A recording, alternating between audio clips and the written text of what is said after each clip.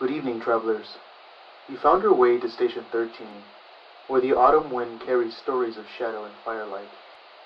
Here, we remember the old ways of Ashwood, the lanterns, the harvest, the graves, and the wood that never sleeps. So draw close and let the night speak. In Ashwood, the harvest is sacred. The earth gives and the people give back. Every sheaf of grain, every cord, every apple is gathered with care. For the villagers know the soil has a memory. It remembers its kindness and it remembers cruelty.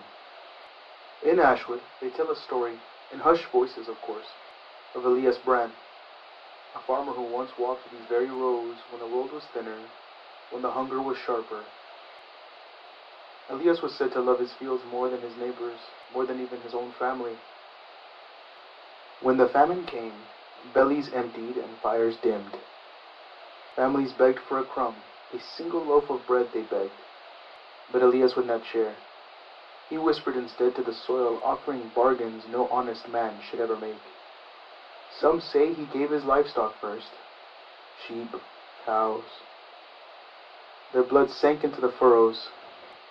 Others whisper it was his own wife, who vanished one moonless night, her cries muffled by the earth.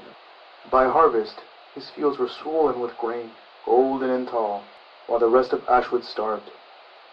And the villagers knew Elias had fed his farm with more than sweat. They dragged him from his land, bound him to a wooden cross, and buried him alive beneath the soil he so loved. They say the dirt trembled as it swallowed him, and his laughter echoed like a crow's call long after his lungs filled with dirt. But a curse, like Elias's curse, it doesn't rest, it doesn't sleep. Each autumn, when the fields grow quiet and the last crops are cut, Elias rises again, no longer a man, but something bound to root and burlap. They call him the harvest man now. His face is stitched from sackcloth, stretched over a grinning skull, and where his eyes should be, burn two red coals that never fade. His hands, stuffed with straw, rake endlessly at the ground as though still sowing, still seeking, still hungry. For those who remember the old ways, they leave him offerings, a bundle of grain, a cup of cider, an apple polished red as blood. These gifts are placed at the edge of the rows, beneath lantern light, while prayers are whispered through chattering teeth. For those who give, the path home stays clear, their lantern flame steady in the wind. But for those who forget, or worse, those who mock, will hear it. The sudden silence of the night, the lantern hissing as it gutters out, and then the slow scrape of something dragging through the husks.